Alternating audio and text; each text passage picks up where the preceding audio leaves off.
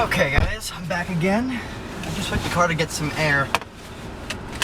This is really the first time you guys are going to see this thing going on an actual highway or main road. There's a Beamer coming, hold on. Alright, so we're just going to get rocking here. That's what's going to happen. A bit of an acceleration run, so I'm going to turn the fans off so you can hear it.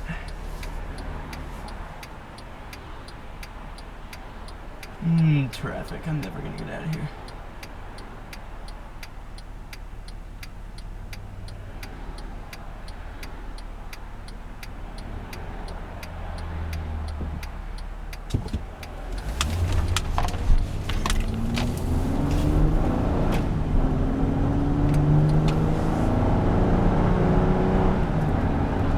See this car, it hustles. I'm going, that was nothing.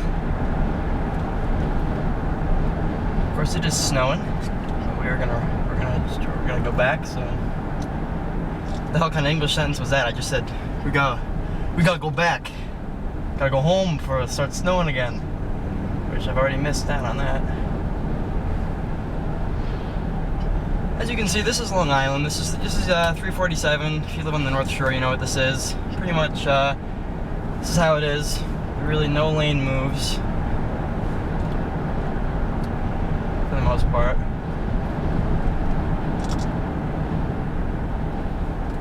So, yeah.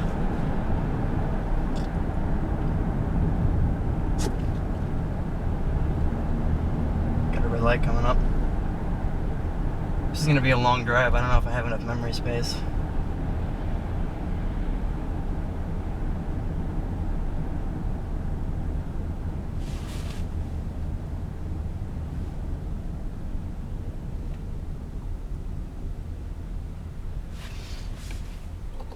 Back on. As you can see, comfort in here is really easy. This is a lot of buttons for a lot of people to take in. Even my mom complains about that, and my dad actually. But it's pretty easy to use. I don't really know what to say in a lot of these drives. I usually want to talk about driving dynamics, but there's freaking traffic, so I really can't. Pretty much this car is it's a total true Honda through and through. Four-wheel independent suspension, double wishbone in the back. Body roll for a car of this size it's actually a beautiful amount for what it is. Emergency evasive maneuvers, obviously this car isn't exactly going to corner like a goddess, but that's really okay because it gets the job done and what it needs to do.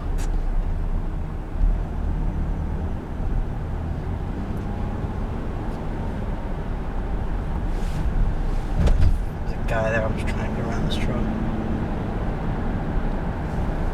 We're gonna cut off onto a back road anyway.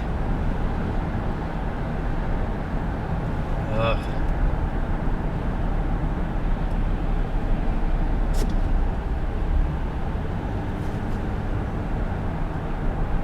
When it starts to snow, everybody just kind of farts around, taps the brakes every 2 seconds, you know, the usual. If I wasn't turning right up here, I think you guys know what I'd be doing, and I would be sailing around everybody.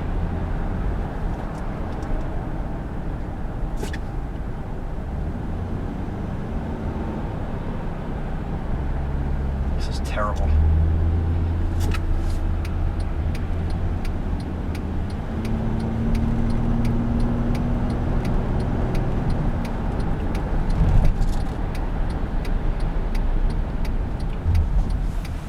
See, it corners really well.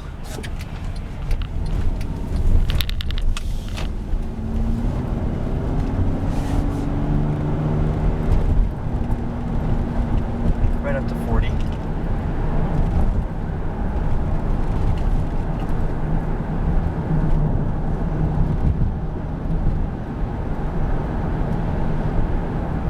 Gas mileage is pretty good. It has been really cold out here these last few weeks, so it hasn't really been averaging that great. Usually gets around 25, 27 combined, which is city and highway. This is a daily driver. It is out most of the time, and when it's home and not on road trips, it's usually city driving. But it has made a few trips to my dad's office this week. Road noise is also really good for a car like this. It's not the quietest thing ever, but I kind of like that. And I actually do, the engine has a really nice intake grunt. when you have to accelerate on freeways and stuff like that. However, I do wish it was a little more abrupt and unrefined, like our old Odyssey was. I mean, you step on that thing, it was like brrr. This has a really mean hum from a dual exhaust, but you really have to sink your foot into it to get it to do that. This is a 5-speed automatic, not a 6-speed. I am in agreement that this car does need a 6-speed. However, the 5-speed is geared amazingly in this car, and I'm not just saying that out of biased opinion. When you need to accelerate in this thing, it will hold the rev right above 4 grand, right as long as you need it. I've driven this thing home with my mom on highways, and it's really great for passing. Very responsive too. I'll demonstrate that here. I'm just going to slow down so I don't have to blow over the speed limit and get pulled over. I mean, we're going to do a little bit of a kick down here.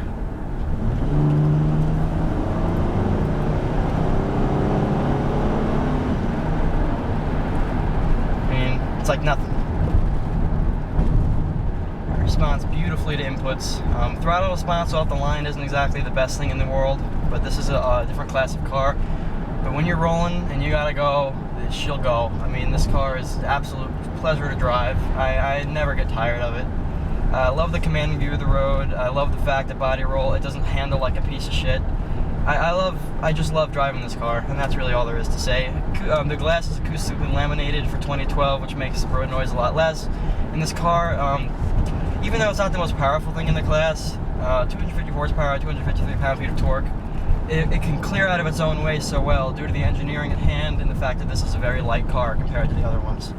I mean, I've driven some Lambo platform cars and Ford Explorer, and I'm just gonna cut to the chase by saying they handle like big computer boats on wheels. And that brings me to pretty much my last point about this car, is that Honda does the technology, however, they do it really, really well. As in, the technology isn't interfering with my driving habits. I mean, variable cylinder management is unnoticeable, that just does its own thing.